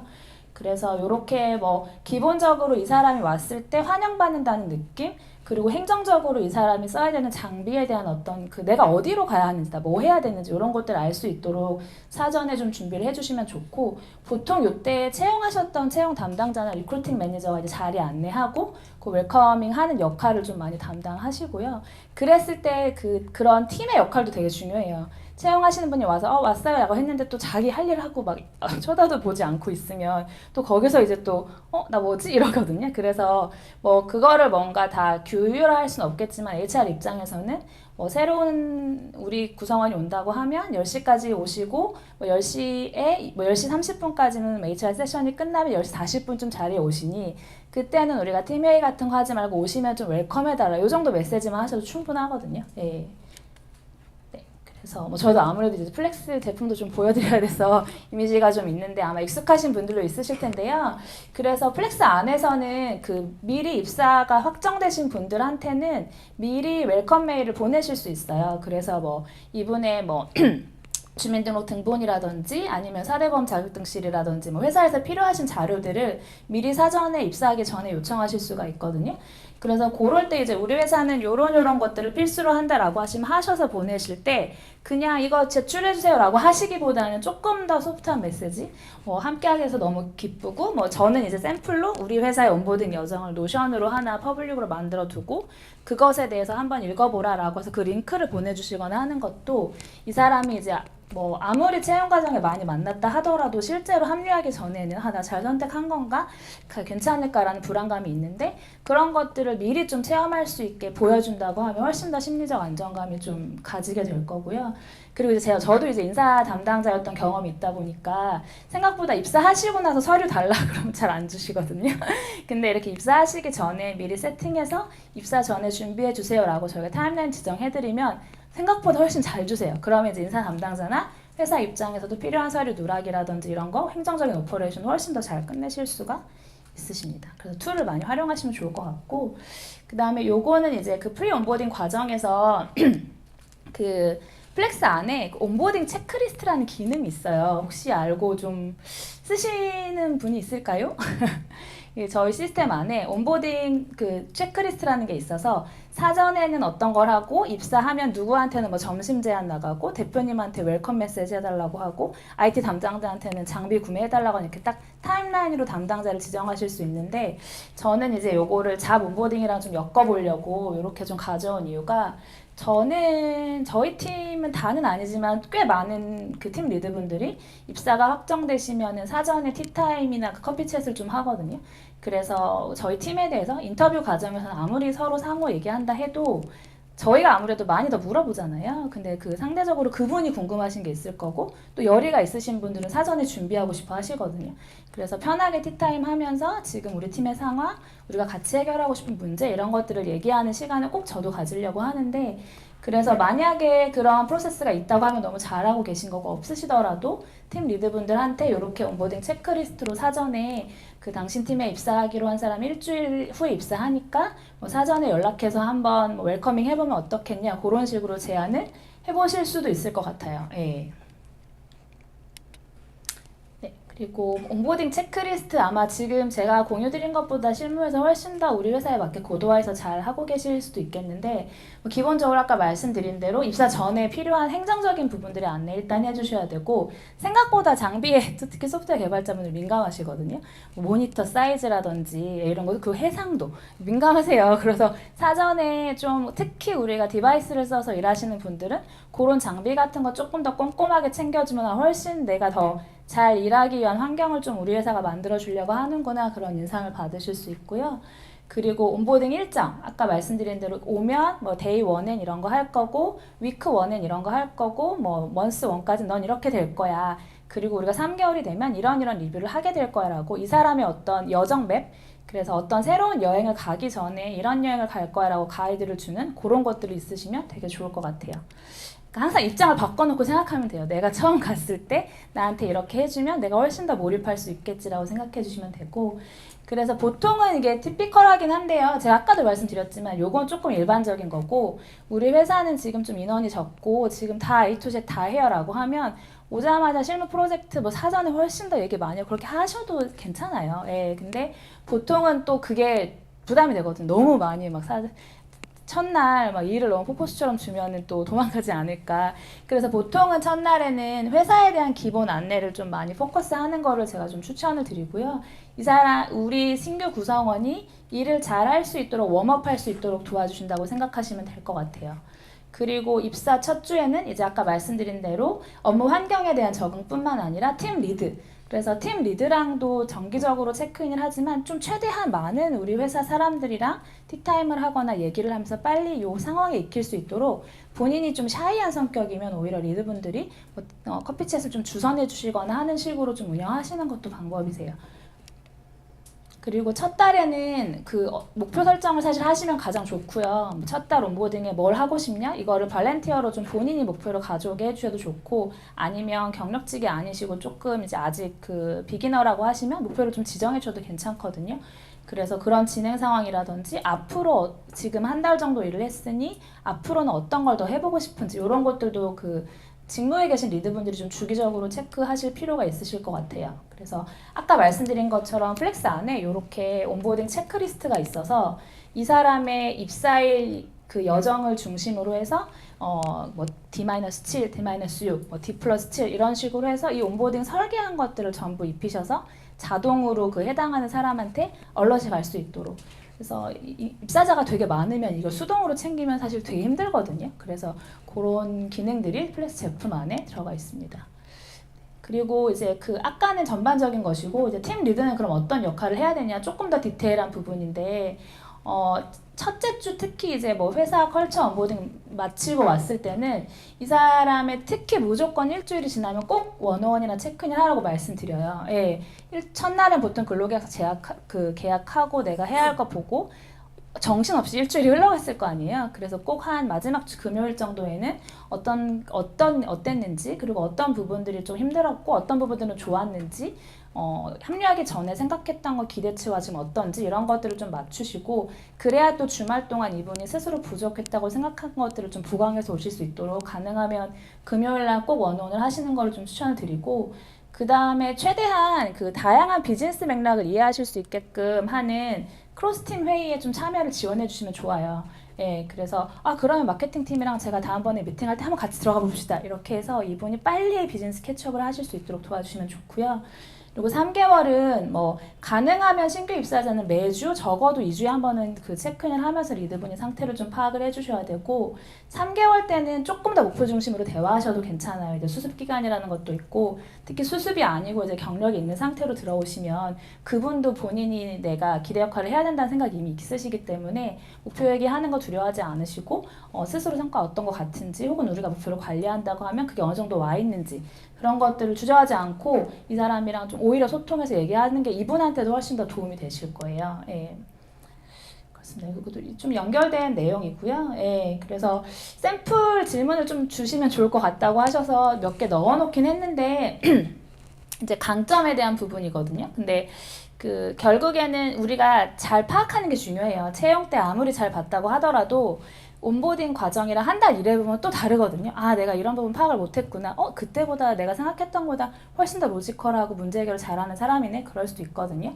그래서 인터뷰 질문하고도 굉장히 겹칠 수도 있는데 그 원어원이나 체크인 하실 때 적어도 질문 너무 많이 하기보다는 한두 개 정도를 가지고 이 사람의 강점을 한 달 동안 좀 잘 파악해 보시는 거를 추천을 드리고, 그때 이거는 그냥 제가 조금 리스트업을 한 거지만 뭐 이 강점을 질문하는 거 이거 외에도 다양한 질문은 있을 것 같아요. 근데 이제 어떤 카테고리별로 나누어서 이 사람이 생각하는 메타인지, 이 사람이 생각하는 자신의 강점, 이 사람이 생각하는 자신의 약점, 이 사람이 생각하는 강점과 지금 우리 일에 어느 정도 잘 맞을 것 같다고 생각하는지, 그런 것들을 잘 파악을 해보시면 좋을 것 같습니다. 요거는 아마 다 나눠주신다고 하셔가지고 뭐 대단한 자료는 아니라서. 네. 그리고 플렉스 101 기능이 있어서 저도 좀 많이 써요. 이게 그러니까 기록하면서 저는 안 쓰려고는 하고, 최대한 눈을 보고 대화한 다음에 대화했던 내용을 랩업해 놓거나, 혹은 어떤 구성원분들은 미리 사전에 어젠다를 주시면 제가 그걸 준비할 수 있도록 좀 기능을 좀 많이 써보려고 저도 노력을 하는데요. 이거 그냥 팀 리더라고 제가 빙의해가지고 이렇게 좀 나와 본 거예요. 보면 저희 이제 원어원에 어차피 강점이나 이런 것들을 좀 계속 노트할 수 있게 되어 있고, 이제 보통 질문은 3개 정도 하시는 게 좋거든요. 너무 많이 하시는 것보다는 간단하게 서로 감정 체크하시고 질문하실 때 플렉스 원어원 기능이 좋은 건 이 사람이 신규 입사자면은 질문 추천도 좀 해줘요. 그래서 그거 보고 하실 수도 있고, 그리고 나서 질문하신 다음에 아마 이분이 그렇게 얘기하셨던 것 같아요. 되게 자기 좋았는데 자기 해보니까 뭐 플랫폼 UX 쪽으로 자기 해보면 되게 재밌을 것 같다. 그런 되게 훌륭한 신규 입사자인데 일주일 만에 본인이 뭐 하고 싶다라는 어떤 그 니즈를 얘기해 주신 거고, 그렇다면은 팀 리드라면 이분이 그 역량도 맞는다고 하면 주저할 것 없이 그러면 다음번 프론트엔드 챕터 미팅 할 때 와가지고 한번 같이 얘기해 보자라고 하고 바로 액션 아이템에 넣고, 그 다음 주에 이 사람이 프론트엔드 챕터 미팅 오게 된다면 이 사람은 굉장히 빨리 업무에 적응할 수 있겠죠. 예. 그런 것들을 좀 제품 활용하시면 좋겠다라는 이야기이고요. 그리고 이거 사실 저희 블로그에 있는 내용인데, 제가 이제 그 채용과 리텐션 이런 거 고민하다가 결국에는 성장을 만들고 싶고 성과를 내는, 회사가 잘 되고 싶어서 우리가 채용도 하고 리텐션도 하는 거라서 그 크로스 관점에서 이제 뭐 아실 거예요. 그 애퀴지션 모델. 그래서 결국에는 획득해서 활성화하고 리텐션하고 수익 창출하고 또 레퍼럴 나게 된다. 이 크로스 모델이 그 HR도 똑같거든요. 채용이 획득이라고 생각하면 여기에서 그 합류하는 게 이제 온보딩 과정에 액티베이션 시키는 거고, 이분들이 와서 성과를 내는 것이 리텐션이고, 그렇게 해서 회사가 성과를 내는 것이 레베뉴고, 그렇게 해서 레퍼럴은 다른 사람을 데리고 오는 거예요. 내가 생각할 때 우리 회사에 더 적합한 나의 예전 동료. 그러면은 사실 뭐 다양한 채용 채널이 있지만 가장 좋은 게 내부 레퍼럴이거든요. 그걸 아는 상태에서 오기 때문에 그분이 와서 온보딩을 할 때 그 동료가 지원해 줄 수도 있어서, 사실 이 크로스 퍼널 자체는 우리 HR에 똑같이 적용된다는 말씀을 좀 드리고 싶었고, 그래서 뭐 직원의 생애 주기가 있으면 똑같거든요. 요 생애 주기에서 요렇게가 아까 말씀드린 애퀴지션부터 저희 마지막 레퍼럴까지 연결될 수 있다. 이렇게 봐주시면 좋을 것 같아요. 그리고 이제 그런 것들을 그러면은 우리 회사 되게 커요. 막 300명, 400명이에요. 뭐 혹은 우리 회사 작지만 잘 돌아가는지 제가 너무 바빠요, 대표님이. 그러면 그거를 볼 수 있는 지표가 항상 내가 그 매일 데이투데이 보기 어렵다면 잘 되고 있는지, 우리가 좀 문제가 없는지, 퍼널이 건강한지, 그런 걸 보려면 2가지 정도로 정량과 정성적인 데이터를 보시면 좋은데, 정량적인 데이터는 뭐 엑셀로 관리하시면 엑셀로 피벗 돌리시거나 뭐 관리해서 보실 수 있는데, 플렉스 안에는 인사이트라는 기능이 있어요. 그래서 구성원들 입사일부터 이분 연차 사용률, 저희가 성과 관리까지 플렉스로 하시면 보상 다 연결이 돼 있기 때문에 그 안에서 이미 저희는 그 ALRR 기준에 맞춰가지고 인사이트가 구성이 되어 있거든요. 그래서 지금 우리 현재 신규 입사 수가 어떻고, 온보딩 완료율이 어떻고, 리텐션 레이시 어떤지 이런 것들 보실 수 있고요. 그 다음에 두 번째는 이제 정성적 데이터인데, 이제 뭐 펄스 체크라고 하는 건데 아마 하고 계신 회사들도 있으실 것 같아요. 구성원이 회사에 주는 만족도 서베이고요. 그래서 보통은 펄스 서베이라고 하는 맥박 체크, 그래서 건강도 체크인데, 뭐 보통은 한 3달에 한 번, 분기에 한 번 정도 하시면 좋고, 못해도 한 1년에 2번 정도 동일한 문항으로 진행하시는 걸 추천을 드려요. 그래서 이때 예를 들어 입사하고 3개월 차에 굉장히 펄스 체크 했을 때 모든 부분에서 점수가 높았던 분이 입사하고 9개월 차에 다시 전기를 돌렸는데 다 떨어졌어요. 그러면 사실 이분은 그 사이에 어떤 본인의 어떤 문제가 있을 수도 있는 거니까 그걸 가지고 팀 리드분이라든지 HR에서 어디가 떨어졌지? 그런 것들을 좀 판단해 보실 수 있기 때문에 우리는 사람이잖아요. 그렇기 때문에 모든 걸 다 숫자로 메저링하기는 어려워서 이 사람이 생각하는 주관적인 지표가 어떤 시간적인 타임라인 주기에 따라서 어떻게 달라지고 있는지 이런 것들을 좀 보실 수 있는 것이고요. 네, 그래서 뭐 짧고 간결하게 주기적으로 그리고 이거를 우리가 개선하려고 하는 노력들을 경영진이랑 HR이 해주시면 구성원들이 자연스럽게 신뢰할 수밖에 없는 구조가 생기고요. 그래서 뭐 전반적으로 문항은 뭐 그렇게 크고 복잡하게 안 하시는 게 좋아요. 되게 아무 생각 안 하고 그렇지 뭐 나 우리 회사를 내 친구에게 소개하실 겁니까? 네! 뭐 이런 식으로 1부터 5전까지 그런 식으로 조금 고민 안 하고 할 수 있게끔 오히려 설계하시는 게 훨씬 더 좋고요. 그래서 이게 플렉스 기능에서는 저희가 셀프 리뷰로 보통 많이 운영을 해요. 그래서 셀프 리뷰의 문항 설계에서 저희 회사도 하고 있고 저희 HR 파트너스 고객사하고도 저희가 주기적으로 진행을 하고 있는데요. 요 리포트는 사실 저희 HR 파트너스 고객사 분들에게 저희가 요거를 같이 운영을 하고 이제 보통 제공해드린 리포트의 어떤 특정 케이스를 그냥 가지고 왔는데 그래서 요거는 당연히 분석 요인이 저희는 요 세 가지에 맞춰서 문항 설계를 했기 때문에 이렇게 나온 거고 그 문항을 다르게 하는 거에 따라 좀 달라질 수도 있어요. 그래서 구성원 몰입도, 조직에 대한 만족도, 이 사람의 그 기본적인 뭐 워크 라이프 밸런스라든지 이런 거 다 포함한 심리적 안정감 이런 지표로 저희가 나눠봤고 그 중에 뭐 구성원 몰입은 리더와 구성원이 어땠고 그 편차가 어땠고 뭐 이런 것들을 좀 저희가 리포트로 다 드리고 조직별로도 다 나눠서 보실 수 있게 해드리거든요. 그래서 요거 문항은 이제 저희의 지적 재산권이라 저희가 가렸고 그래서 뭐 특정 문항에서 우리는 좀 낮게 나타난다. 특정 문항에서 우리 팀은 높게 나타난다. 이런 것들을 보시면서 아 내가 지금 사실 HR이랑 경영진이 아무리 저 조직 파악을 다 하려고 하셔도 사실 솔직히 얘기하면 30명만 넘어도 쉽지 않으시거든요. 그러면은 그런 시그널이랑 센싱을 받으실 수 있도록 이런 그 정성적인 리포트 같은 것들을 좀 진행을 해보시는 걸 추천을 드리고 있습니다. 네. 그래서 제가 준비한 건 여기까지인데 이제 저는 이제 시스템도 좀 보여드렸고 파트너 서비스로 저희가 제공해드린 어떤 리포트 양식도 좀 보여드렸는데요. 저희가 아까 말씀드린 것처럼 HR 파트너라는 서비스는 이제 플렉스 운영과 사람을 같이 구독하신 형태라고 생각하시면 돼요. 사람이 아니고 팀. 예, 그래서 저희도 사실 시장에 이런 HR 파트너라는 직무가 사실 없거든요. 새로 생겨난 직무이면서 동시에 HR 컨설턴트는 많지만 사실 이 제품을 잘 운영하고 HR 플랫폼을 운영하는 HR 파트너라는 역할은 사실 저희가 좀 처음 해보면서 부딪히면서 고객을 통해 배운다고 생각을 하고 있고 저희가 이제 많이 봤을 때 대부분 기업을 생애주기로 아까 말씀하신 것처럼 저희는 보통 초창기, 성장기, 성숙기 이렇게 나누고 있는데 모든 회사가 다 문제가 있어요. 예. 왜냐하면 사람이 모이면 항상 이게 문제가 있을 수밖에 없는데 그 문제를 네거티브하게 문제로 바라보기보다는 우리가 해결해야 될 어떤 도전적인 아젠다로 사실 바라보면 다 조금씩 같이 해결을 해 나갈 수 있는 그런 HR 팀이라고 생각해 주시면 될 것 같아요. 그래서 뭐 초기에 미션이나 비전이나 코어 밸류를 있는 것들을 잘 워싱하고 명문화하고 내재화하는 작업을 같이 한다든지 없으시면 같이 만들기도 하고 저희 내부에 노무사 파트너님들 계시기 때문에 근로계약이나 취업규칙 이런 거 다 검토하고 법적인 리스크 다 정비를 해드리고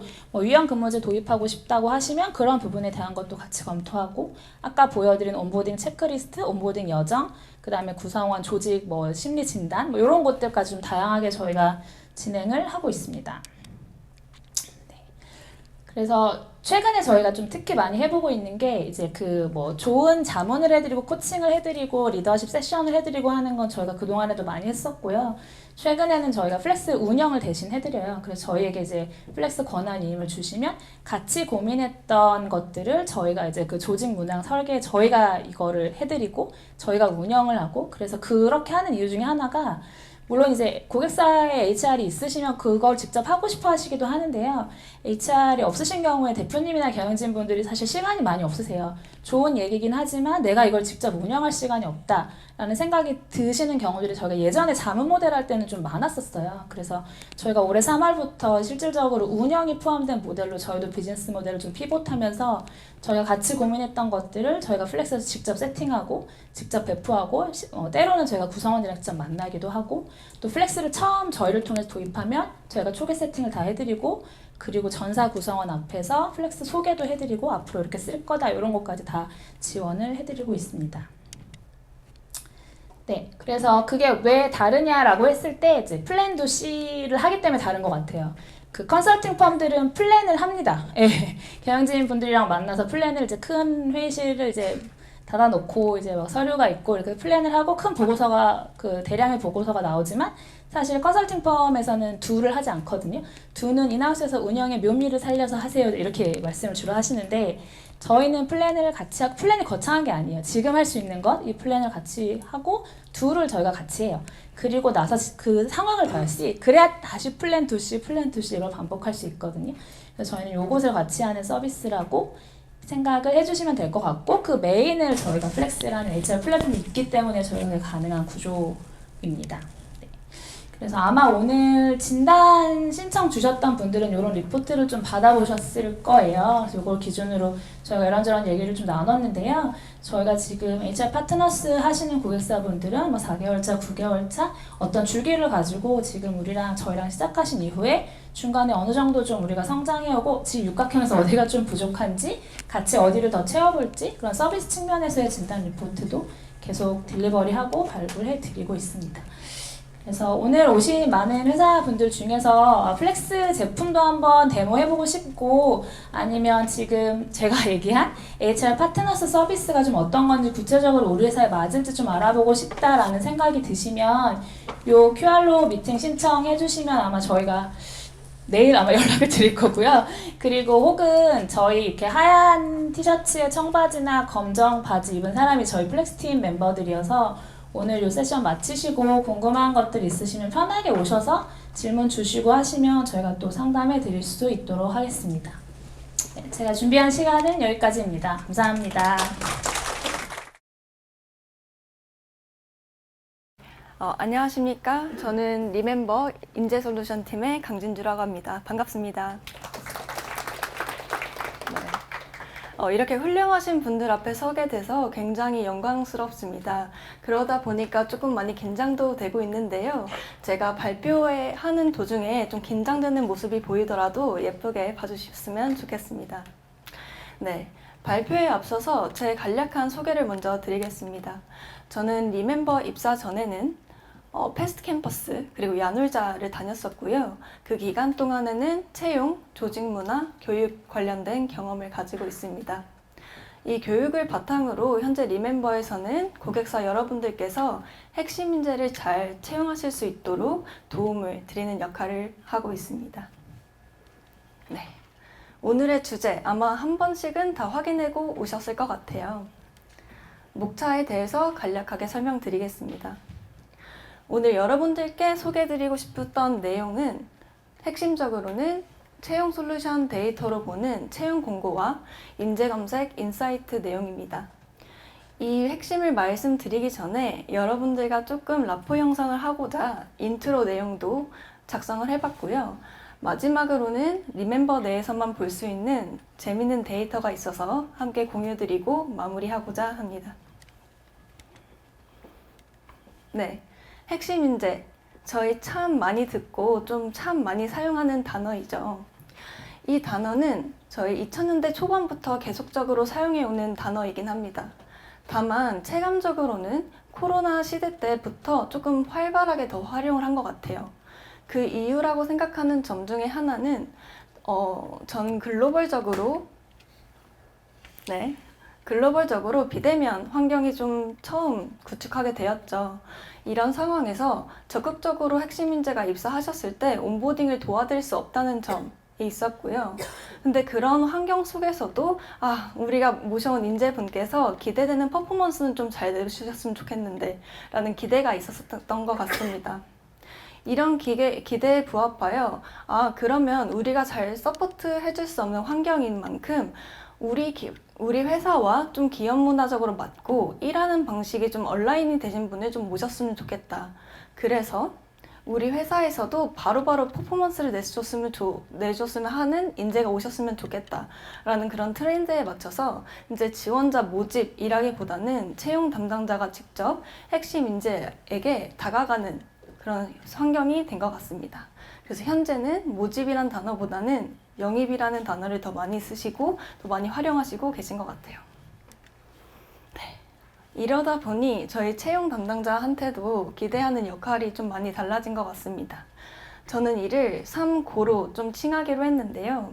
첫 번째 고는 고비용, 두 번째는 고적합, 세 번째는 고가치 창출입니다. 여기에 대해서 하나하나씩 좀 설명을 드리겠습니다. 첫 번째 고비용 같은 경우에는요. 기존과 달리 저희가 한 명의 핵심 인재를 채용했을 때 비용이 많이 증가하게 됩니다. 그 비용이 증가하는 부분에 있어서는 금전적인 비용도 있지만 시간적인 비용이 좀 많이 증가하고 있습니다. 여러분들 아마 핵심 인재 영입하시기 위해서 채용 솔루션 하나씩은 다 사용하실 거예요. 혹은 복수로 사용하고 계실 거고요.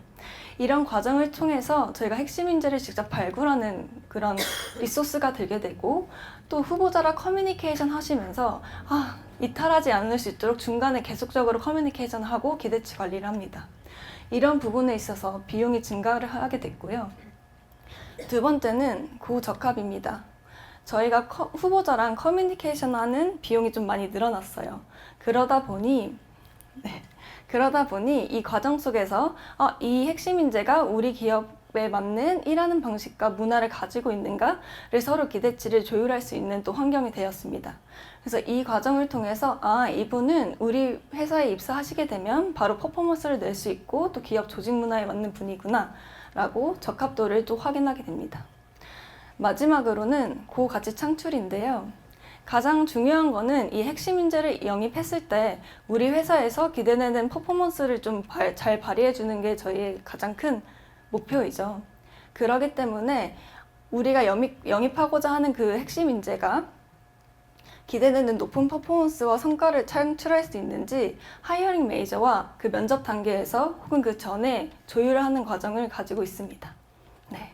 그래서 여기 앉아 계신 분들은 참 이렇게 어려운 일을 하고 계신다라는 부분에서 좀 공감성을 높일 수 있을 것 같습니다. 네.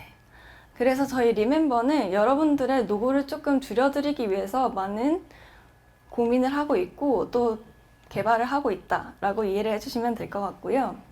그럼 리멤버에서는 어떤 데이터를 좀 볼 수 있는가에 대해서 설명을 좀 하나하나씩 드리겠습니다. 네.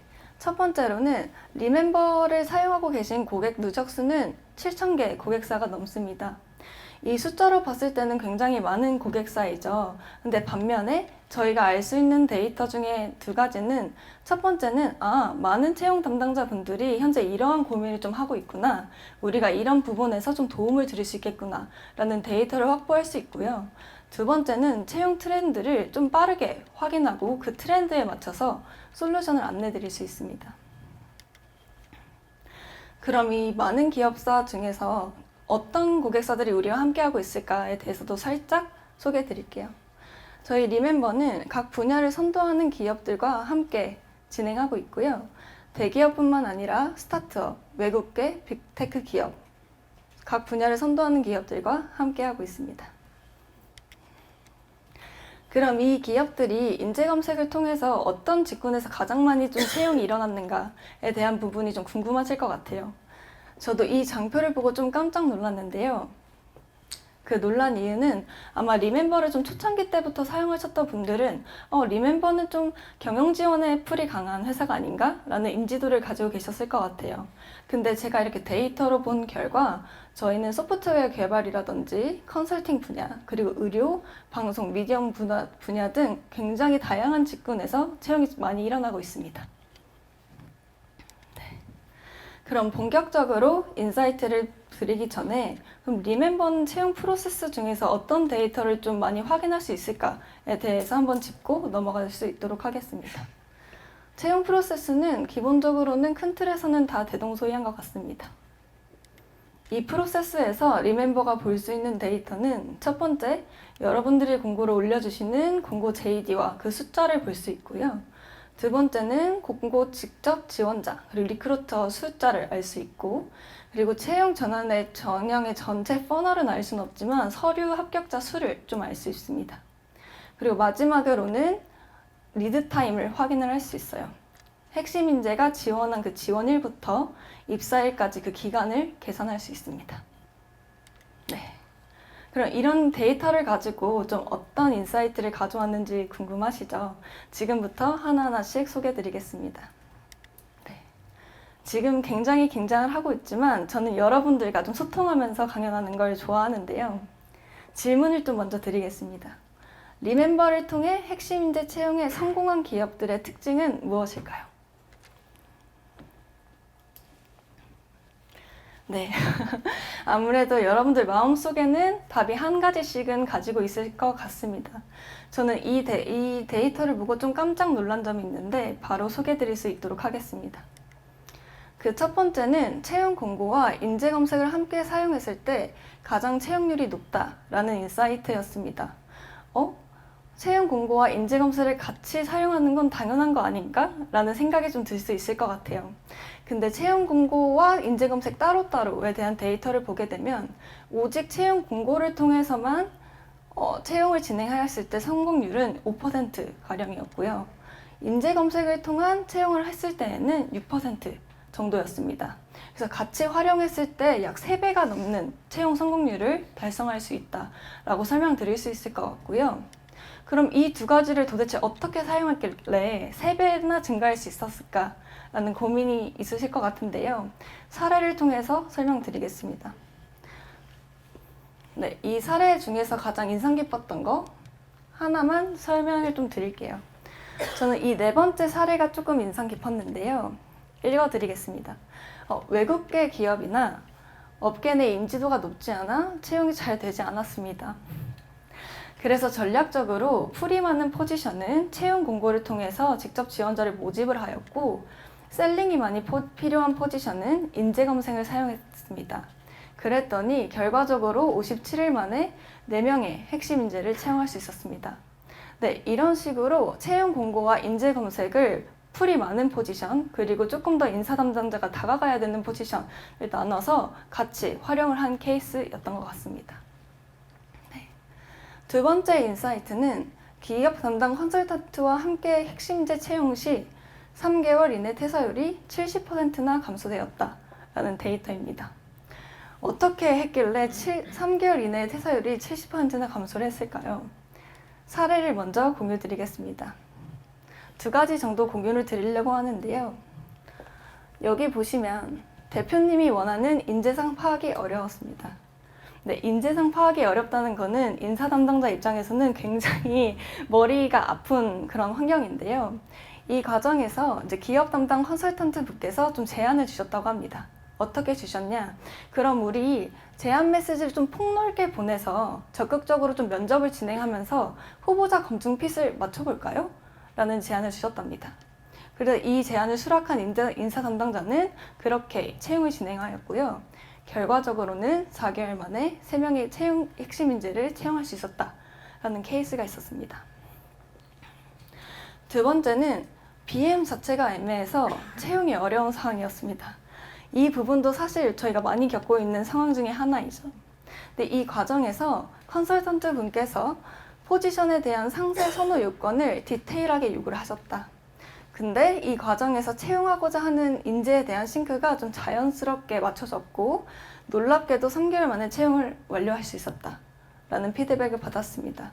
그래서 여기서 저는 좀 인상 깊게 봤던 문장 중에 하나는 오랜만에 느껴보는 짜릿한 파트너십 경험이었다 라는 또 피드백을 주셨습니다. 네, 그럼 어떻게 이렇게 기업 담당 컨설턴트와 채용 담당자가 시너지를 낼 수 있는가에 대해서 설명을 좀 드릴게요. 리멤버의 일단 인재풀 퀄리티가 굉장히 좋습니다. 이 부분도 한몫했을 거고요. 더 중요한 포인트는 기업 담당 컨설턴트와 채용 담당자가 활용해야 되는 리소스를 좀 분배해서 적시에 핵심 인재 채용을 했다는 겁니다. 그럼 기업 담당 컨설턴트는 어떤 부분에서 리소스를 좀 도와드렸을까요? 첫 번째는 공고가 많이 노출될 수 있도록 극대화하는 부분에서 도움을 드릴 수 있고요. 두 번째는 핵심 인재 모집하는 과정에서 지원을 서포트해드리고 있습니다. 이렇게 된다면 채용 담당자 입장에서는 한 7할 정도는 컨설턴트 분들이 좀 서포트를 해주고 계시는 상황이기 때문에 채용 담당자 분께서는 후보자 한 분 한 분에게 긍정적인 채용 경험을 드릴 수 있도록 많은 리소스를 활용하셨고 또 포지션 설명을 적극적으로 해주셨던 케이스가 만나서 적시에 핵심 인재 채용이 가능했다라는 인사이트를 전달드릴 수 있을 것 같습니다. 네. 다음으로는 인재검색 관련해서 소개를 좀 드리고자 해요. 인재검색은 채용 공고와 좀 어떤 점이 다를까요? 네, 그럼 혹시 다이렉트 소싱 하시는 분들 계실까요? 손 한 번만 들어주세요. 네, 감사합니다. 그럼 지금 다이렉트 소싱 하시는 분이 아무도 안 계시는 상황이신 거죠? 네, 알겠습니다. 인재 검색은 채용 공고와 이 네 가지 축에서 좀 다릅니다. 여기에 대해서 하나하나씩 설명을 드리겠습니다. 네, 첫 번째는 리드 타임인데요. 채용 공고로 직접 지원자가 인입됐을 시에는 서류 전형부터 바로 프로세스가 진행됩니다. 그렇기 때문에 서류 전형, 면접, 처우 협의, 최종 합격, 입사 이런 식으로 정식 프로세스를 바로 진행하게 되고요. 인재 검색 같은 경우에는 정식 프로세스 돌입 전에 하나의 프로세스가 더 존재하게 됩니다. 그 이유는 저희가 직접 후보자를 발굴해야 되는 과정이 있기 때문에요. 첫 번째는 인재를 서칭을 하셔야 되고요. 두 번째로는 포지션 제안, 그리고 필요에 따라서 후보자 미팅과 현업 커피챗이 필요하고요. 이 과정에서 후보자도 A라는 기업과 함께하고 싶은 마음이 있습니다 라고 수락을 해주시면 그제서야 서류 전형으로 넘어가서 정식 프로세스를 밟게 됩니다. 다만 거절, 죄송한데 제가 원하는 회사는 아닌 것 같습니다. 거절을 하시게 되면 채용 담당자분들은 다시 인재 서칭 단계부터 프로세스를 진행하게 됩니다. 이 과정에서 리드 타임은요, 인재 검색을 통해서 진행할 경우 채용 공고보다 약 5.5일 정도 더 소요됩니다. 네. 다음은 후보자 발굴입니다. 리멤버 인재 검색을 통해서 인재를 발굴하셔야겠죠. 근데 이 과정 중에서 리멤버는 공고로 1초 만에 인재 찾기라는 기능이 있어서요. 여러분들께서 공고를 잘 작성해 주신다면 그 공고와 적합한 인재를 바로 확인하실 수 있고 소싱하시는데 리소스를 좀 줄이실 수 있습니다. 다음은요. 저희가 발굴을 했다고 바로 포지션 제안을 드릴 수는 없겠죠. 이 후보자가 우리가 채용하고 싶은 경험과 이력을 가지고 있는가? 그리고 우리 회사랑 적합한 기업 문화에서 일을 했는가에 대한 부분을 스크리닝하는 단계를 거칩니다. 그 다음, 이 인재는 우리가 채용하고자 하는 핵심 인재에 부합하다라는 1차적 판단이 내려지게 되면요. 제안 메시지를 보내게 됩니다. 이 제안 메시지를 보내는 이유 중에 하나는 지원을 유도하는 것이겠죠. 네. 그러면 이렇게 많은 고객사 분들께서 지금 인재 검색을 사용해 주시고 계시는데 그 인재 발송의 제한은 좀 몇 건 정도 됐는가 궁금하실 것 같아요. 현재 누적으로는 700만 건이 넘는 제안 발송이 진행되고 있습니다. 근데 그래프를 보시면 아시겠지만 최근 2년간 굉장히 급증하는 그래프 표시를 보실 수 있으세요. 이 말은 즉슨 많은 고객사와 함께하고 있는 만큼 핵심 인재도 리멤버로 많이 다가와 주시고 계신다라는 뜻으로도 말씀드릴 수 있을 것 같습니다. 그럼 제안 건수가 사실 중요한 건 아니죠, 저희한테. 그럼 얼마나 수락건이 있는가에 대해서도 올해 데이터를 뽑아왔습니다. 올해 1분기부터 3분기 제안 수락건에 대한 숫자고요. 약 3만 건의 제안 수락 건수가 발생했습니다. 그럼 이 제안은 도대체 뭐가 다르길래 이렇게 핵심 인재들이 반응했을까에 대한 내용을 좀 뽑아봤습니다. 그 내용들 중에서는 한 5가지 포인트가 있었는데요.